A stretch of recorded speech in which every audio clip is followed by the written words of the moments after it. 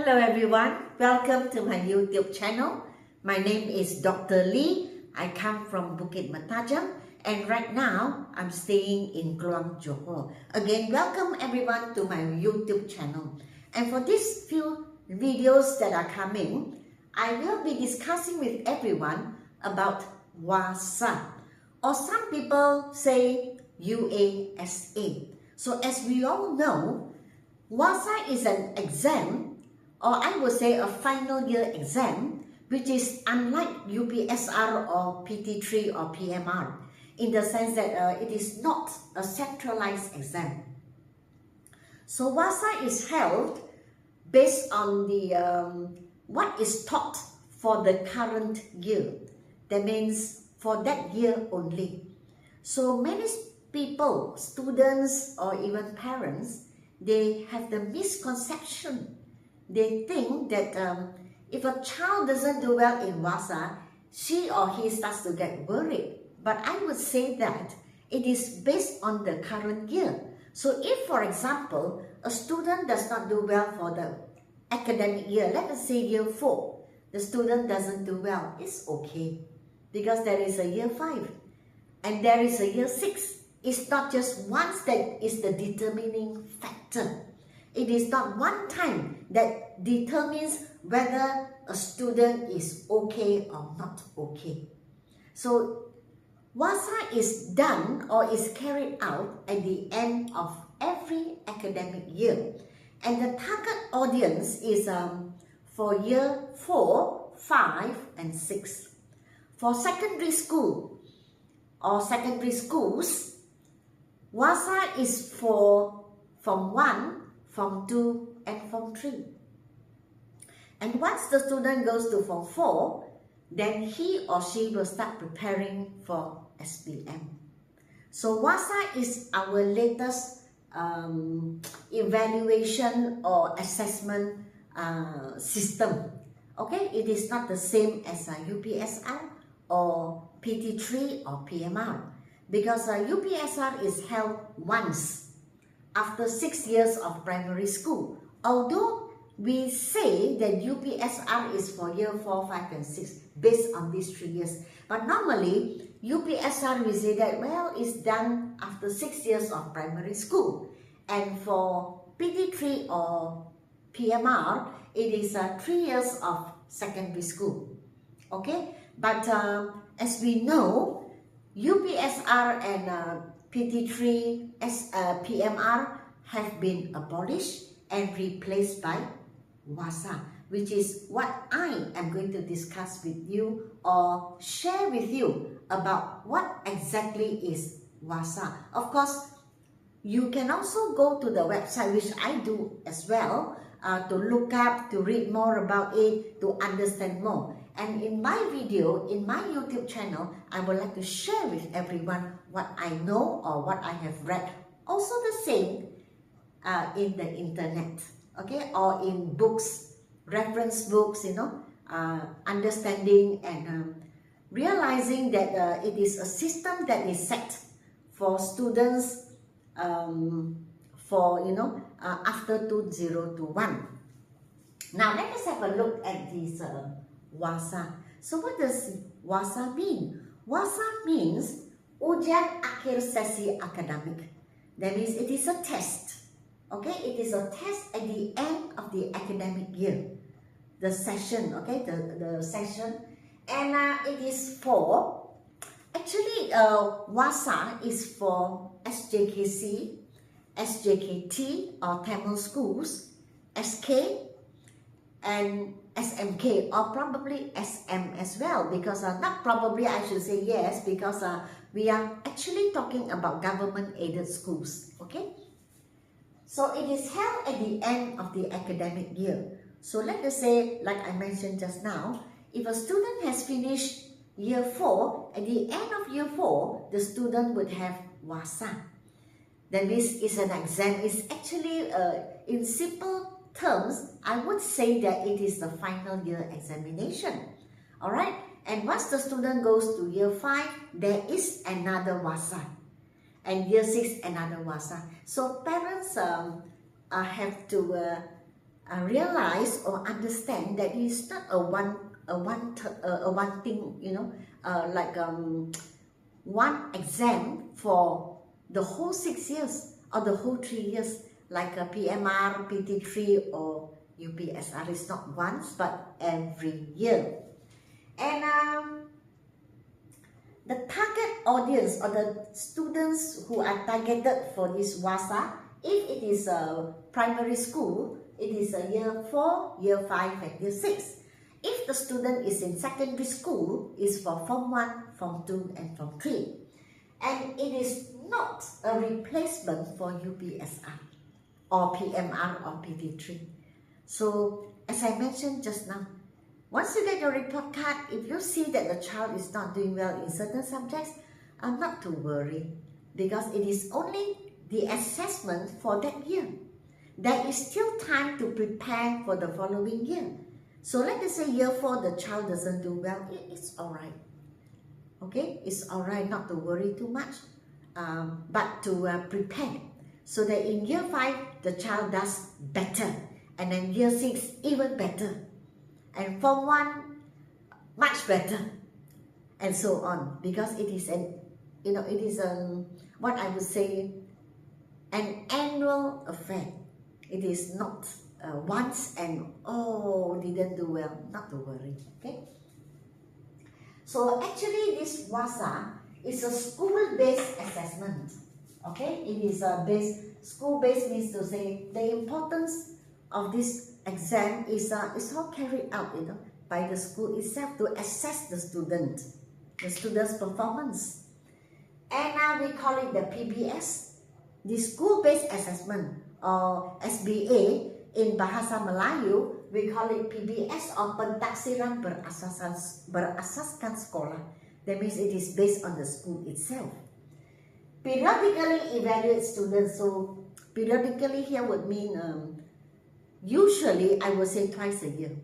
Okay, so middle of the year there is one exam, and the end of the year we call it the Uasa, because Uasa means end of the year. It's that simple. Okay, it's that simple. So Uasa actually means end of the year. So middle of the year we can see that many schools organize once. Okay, and then end of the year they do it again. So for the end of the year we call it Uasa. And it is for this Uasa, the results are based on academic and extracurricular areas. That means we call it ECA or activities. And using this system called PAJSK, Pentaksiran Psychometric Activity Jasmani Sukan Co-Curriculum. That means it's not just based on academic, but it's also based on psychometric. Actually, it's an English word, psychometric. And you can see over here, Pentaksiran Psychometric, or we call it psychometric assessment. So psycho would tell us psychology. Now what is psychometric assessment? Psychometric assessment is a scientifically developed tool used to measure psychological attributes. Attributes would mean values. For example, the student's personality, the character, the student's abilities, the student's attitudes, and the student's intelligence. So it's based on this. So we can see that Uasa is a very different system altogether, because it does not touch on academic only. It also focuses on the student's overall development, the intelligence, the attitude, the student's abilities, whether he can be a role model, or whether he is able to lead, or he's able to understand and be innovative, creative. Okay, so it is a totally different thing from UPSR, because UPSR is based on academic performance. Uasa is academic and activities, as you can see over here, Jasmani, which means physical. Physical, I would say physical activities. Okay, on sports as well. And co-curriculum, I think you know, is called ECA or extracurricular activities. And as I mentioned just now, the Uasa is not a centralized exam, not like UPSR or PMR, PT3, whereby a date is fixed or dates are fixed and the whole country at the same time sit for the exam and have the same questions, and then they are corrected or marked, and then the results are based on academic. Okay, so it's not a centralized exam or test. And the MO develops a question bank. MO is the Ministry of Education. So sometimes we say, hey, this is a school-based assessment, SBA. So what role does the Ministry of Education play? Well, they are involved. So the Ministry of Education will develop, okay? They will come out with questions for all parts, for all levels. And schools, what do schools do? Schools create their own test papers, but the questions are selected. They take the questions from the question that is set by the MOE. So the Ministry of Education, yes, they play a role. They set or they give all kinds of questions, which we call a question bank or a database. And all schools choose questions from the bank, and then they create a test paper based on the questions set by the MOE. So the MOE will ensure that the questions are of the same level. So they will be setting questions, and schools select whatever questions they feel that the students are able, or not able, but that they want the students to answer, I would say that. And schools select their own exam dates within a predetermined time limit or frame. What does that mean?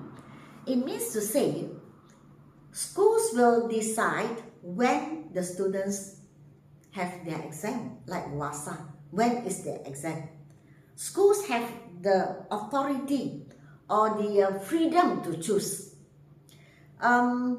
It is not the same like just now I mentioned. If let us say UPSR, PT3 or PMR, the Ministry of Education will say, okay, the exam is on, for example, the exam is on 10th of October to 20 October, example, UPSR. But for Uasa, no. The ministry will not say when to when, but the ministry will predetermine. They will say, okay, if you are, all schools must give Uasa to your students, and from 10th of October to 10th of November. So we give you a month. So within that month, it is up to the school to choose whatever dates they want to give their test, this Uasa to their students. Okay, so in a way, I see that this method is relevant and good, because sometimes some schools may be a bit slower. They may not have finished their syllabus or finished teaching. Let us say the exam is on this date. Maybe the schools are not ready, because maybe the schools are active in sending their students to participate in activities, and they are a bit slower. Not to say they are poorer, but they are slower in the sense that maybe, you know, they are not ready. They are not ready in the sense of, wow, the exam is on the 10th of October. Wow, we still have 2 more units to go. But for Uasa, it's different. They may be given maybe 4 weeks, and within these 4 weeks, it's up to you to choose. So the schools can actually set their own time. Okay, Uasa is this time. Before this, we can have all these activities. After the Uasa, we can have all these activities. But we make sure that it is within the time given, within the time limit given by the Ministry of Education. All right? So the schools have the freedom. They can choose what dates they want based on what they feel is the best time for the students. No identical test papers. So it is not the same like UPSR or PMR PT3, whereby every student in the whole country sit for the same paper at the same time and the same questions. Uasa, no. Uasa is the dates you can choose by yourself within the time frame or the time limit. The questions are not the same because the MO or MOE has many questions of the same level, and then the schools choose what questions they want. So ultimately, we can see that different schools have different questions, but it does not mean that this is harder than that, because the questions are determined and set by the Education Ministry, and I'm sure that, I wouldn't say I'm sure, it is a fact that the level is the same. So that whatever questions you choose, they are the same, they are of the same level, but the questions are different. So you can see that maybe SJKC A and SJKC B, SJKC do not have the same questions. Okay? All schools generate exam papers from the same database of questions. So there's a bank. So there are many questions in the bank, and then you select what questions you want for your students. Over here, exams given to students for the current year. As I mentioned just now, the Uasa is an exam that is held every year. Year 4 once, Uasa. Year 5 once, Uasa. Year 6 once, Uasa. Form 1 once, Uasa. Form 2 once, Uasa. Form 3 once, Uasa. That means 7 times. Year 4, 5, 6, Form 1, Form 2, Form 3. And then the next 2 years, SPM, prepare. Form 4, prepare. Form 5, you have the SPM. So it's for the current year. It is not like the student is in year 5, but then the exam, the Uasa exam is for you, or you are in year 4. So your exam is year 4 and year 5. No, year 4 is year 4. Finish year 4, year 5 for the current year. That means the exam is on year 4. Once the student goes to year 5, the exam is on year 5. The Uasa is on year 5. It's not year 4 and 5. And then once the student goes to year 6, the student only needs to know year 6. The exam is on year 6. So it's not year 4, 5, and 6. So it's different from UPSR, okay? Now, in your report card, when we have Parents' Day. So parents go to school to collect the report cards of the children. And that is the time they see the children's performance. And you can see that for the Uasa, in the report cards actually, there are 2 rows of grades. One is on Uasa and the other is on PBD, which is the PBD is the Pentaksiran Bilik Darjah or classroom-based assessment. That means they are given TP1 until TP6. And every TP is got from students or is obtained from their teachers. The teachers who teach that subject, the teacher will grade the student according to TP1 until TP6. Okay? And that is based on the classroom performance. How the students perform, react, response in class.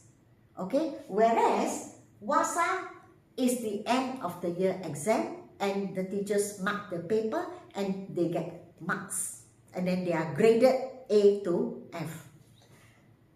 So if you look here, grade A is 82 to 100, one test paper. Okay? Now, if you get a grade A, it means to say that you are excellent in your academic performance. Grade B is 66 to 81, distinction. Grade C is 50 to 65, good. Grade D, 35 to 49, satisfactory. Grade E, 20 to 34, you have achieved the minimum requirement, which is not fail. So 20 marks is actually pass. And if you get F, it is from 0 to 19 and you fail. And here, the TP, okay, PBD, Pentaksiran Bilik Darjah, or CBA, classroom-based assessment. If a student gets TP6, that means the student knows means understands, knows means know what, is understand but knows what to do, how to react, I mean. Faham, understand. Boleh buat, can do whatever is instructed. Beradab mitali. Here. Beradab mitali means with good manners. I'm sorry, here. Exemplary manners. Exemplary means excellent. Manners, excellent. Capable of innovative, that means can think of new things, new ideas, or excellent performance. And this student with a TP6 can be a role model, can be a leader. So we can see that TP6 is not marks. So you don't misunderstand that, oh, my son got a TP6, that means he got an A. He got a 82 to 100. No. According to the Uasa, no. Okay? According to what you understand from your school, that is another thing. I base everything from the internet, what is given in the scheme. So it is not your marks. How many marks you get? Oh, TP6, oh, my son got 90, 92. No.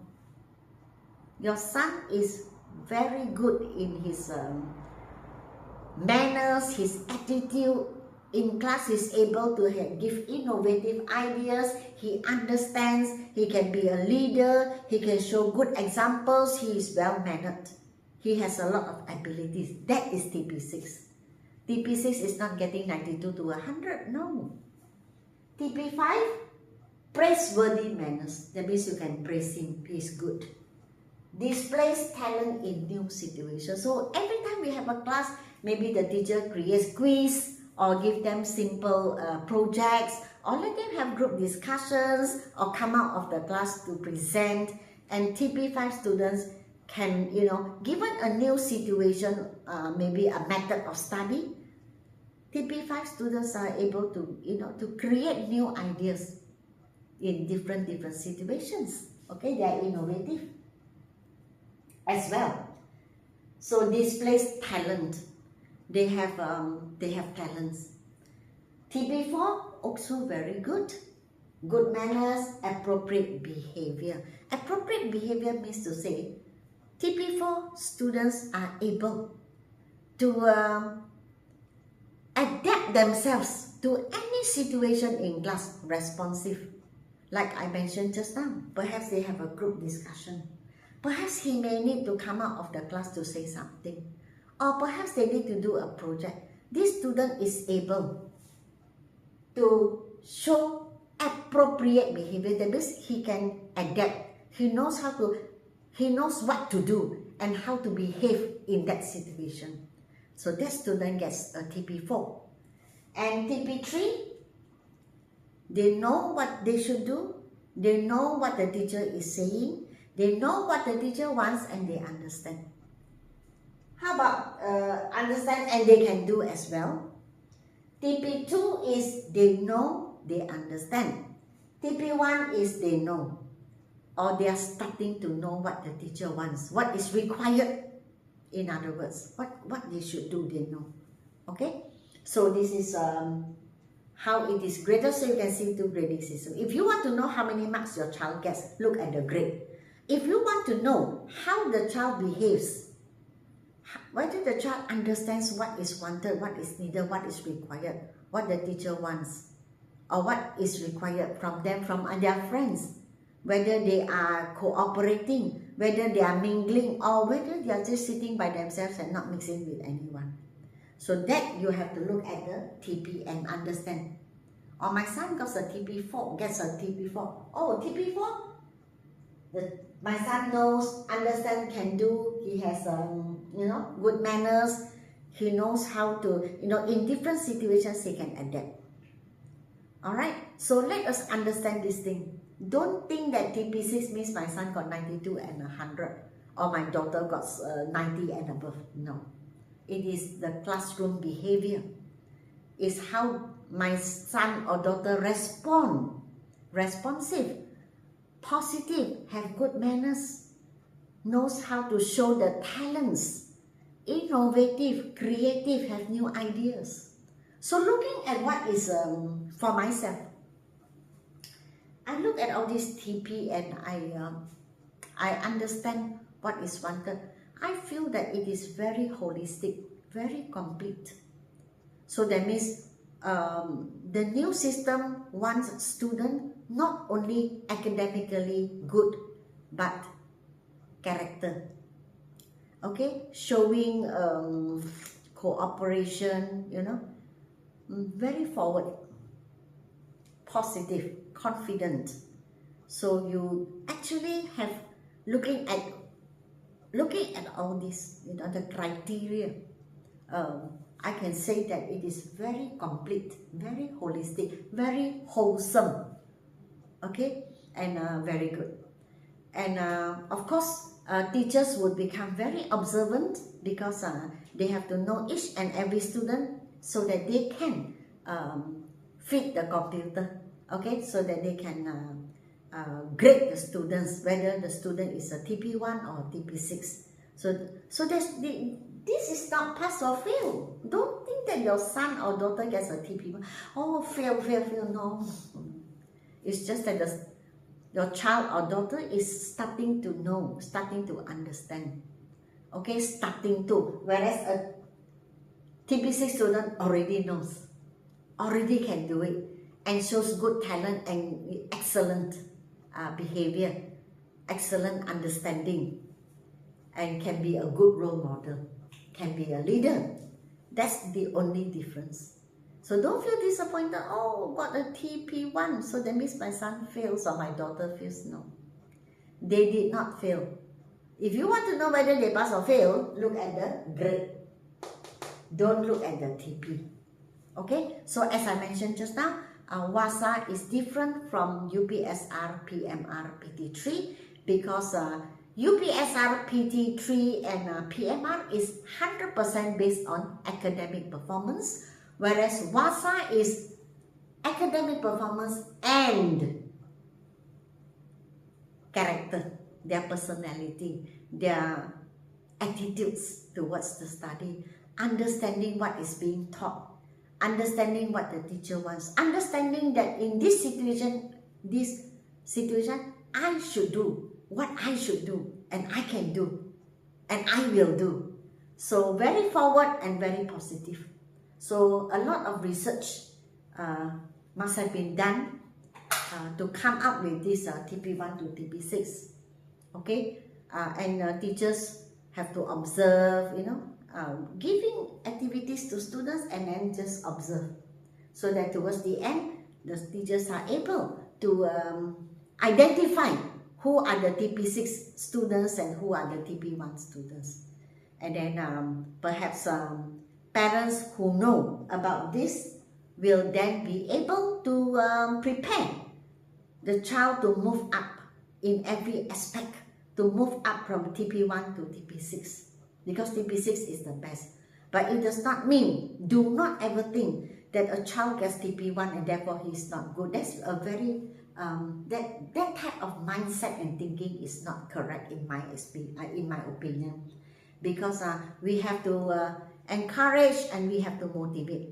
When we see that the subject which the student has got a TP1, we understand that the child is starting to know, and we should not allow the child to remain there. So in all our using our effort, and putting in more time and energy, we try to motivate together with the teachers and the child himself or herself. We motivate them towards going up.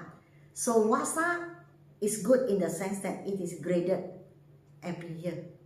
So this year the grading, next year another grading. So here, after this year, you can see, so you have another year you get another chance, another year to do better, and then another year. And so you keep moving all the time. Okay, so many parents say bring back UPSR, PT3 as a PMR. They have their own reasons, and they have good reasons to suggest. For me here, I'm discussing and sharing Uasa, and therefore I will not give, I will not do, not to say I will not give, but I will not go into that, because I'm doing this, so I won't go into that part. But I do, when I talk about Uasa, I do mention PMR, UPSR, and PD3, the difference. Okay, so that's all for this time. Do give me a like, share, and subscribe to my channel, and the coming videos I will discuss and share with you the format of the different papers. I would focus on English and Bahasa Melayu, alright? Because I can't talk about Tamil if it is a vernacular school. I can't talk about the Chinese subjects because I'm not Chinese educated. I'm actually 100% English educated student. I was in the convent in primary school itself.